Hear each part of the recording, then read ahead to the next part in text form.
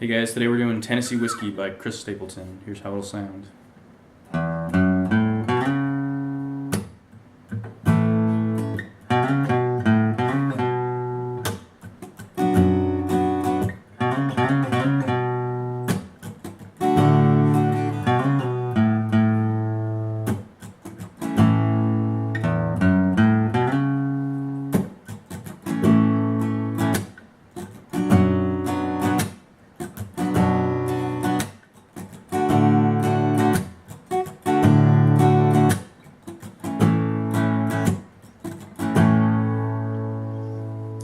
Alright, so this song is one of the more recognizable country songs on the radio because of those first few notes. I mean, when you hear, you know immediately what that song is. But having said that, there's a really easy way to play the song. It's basically the same chords that repeat over and over throughout the entire song. And that chord progression goes A, and then B minor, and then D, and then back to A.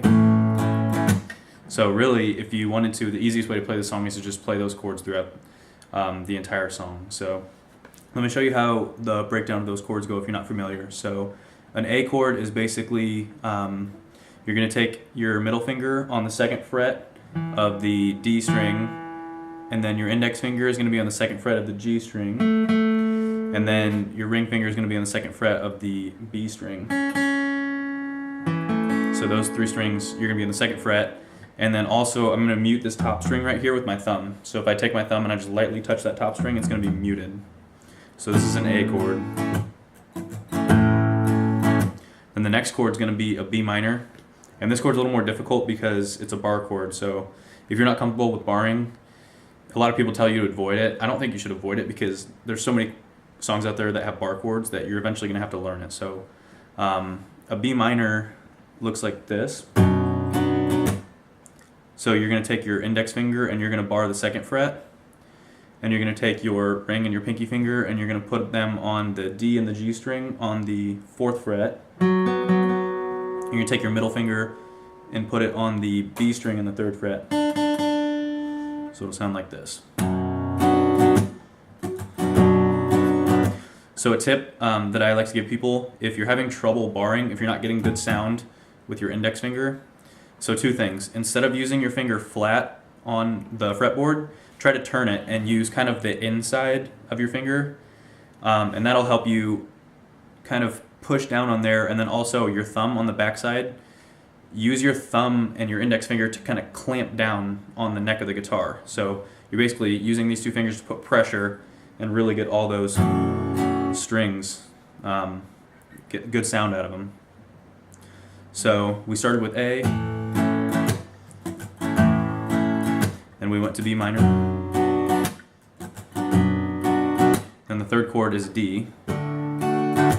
So that's going to be your index finger on the second fret of the G string, and then your ring finger is going to be on the third fret of the B string, and then your middle finger is going to be in the second fret of the E string. And again, I'm muting the top string here.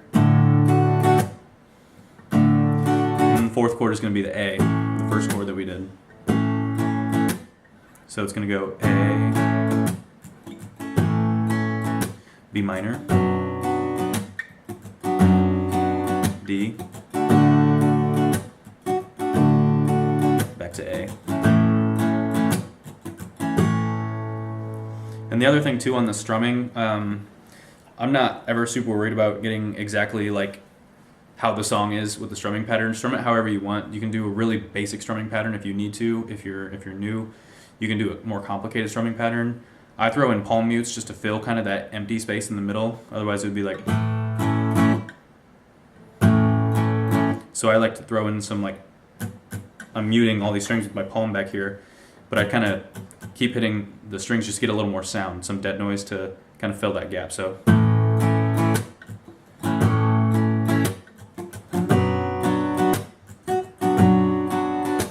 Play it however you're comfortable. So that's the chord progression, but now I'm going to go through those notes that you hear at the beginning of the song that, you know, right when you hear them, you know exactly what song it is. So I'm going to do 4 parts. So it's kind of like the same as, like there was 4 chords. It's going to be in 4 parts here. So the first one's going to go. So for that, we're going to start on the low E string, which is the top string of the guitar. We're going to go open, and then 2nd fret. So, and then we're going to go down to the next string and go open, and then we're going to hit on the 2nd fret and slide up to the 4th. So this first part's going to go.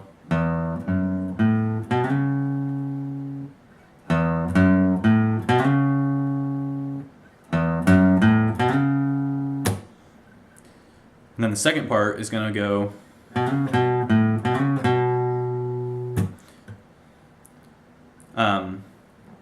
Sorry, I think I actually missed a note there. Yeah, that's how I do it. So I start on the 2nd fret of the A string here, and I slide up to the 4th and then back down to the 2nd. So, and then I hit it open, and then I go 2nd, slide to the 4th, and then I hit the 2nd again. So the second part altogether goes like this.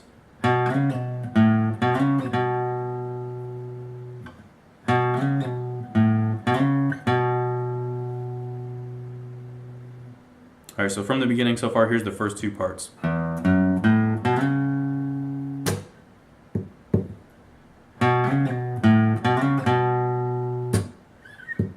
then the third part. The third part's a little tricky. Some people do it with hammer-ons, so it basically goes like this.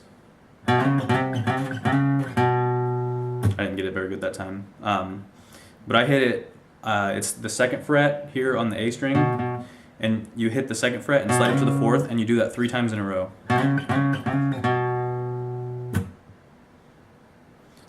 So I think that one's just practice. Some people do it with hammer-on, so I don't know, I just think that gives it a weird sound, but I play it like this. Then the 4th part goes.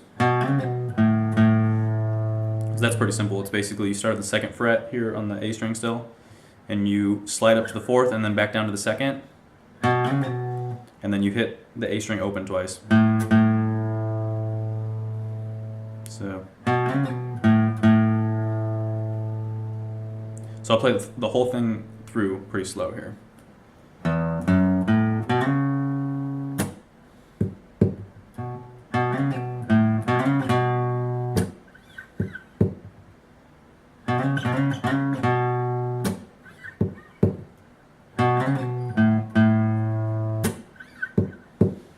So when I play it, I like to play the chords after I do the picking part, just to kind of combine the 2 things we've gone through.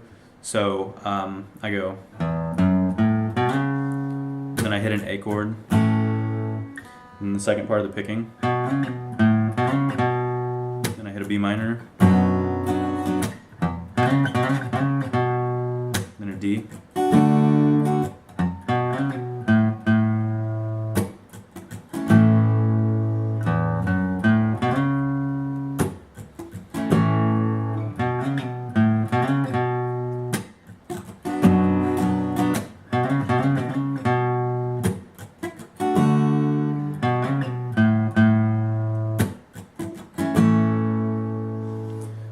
Alright, so that's how I play Tennessee Whiskey. So if you guys have any suggestions or whatever, leave them in the comments and I'll take a look at them. But other than that, keep practicing and look for more videos. Thanks, guys.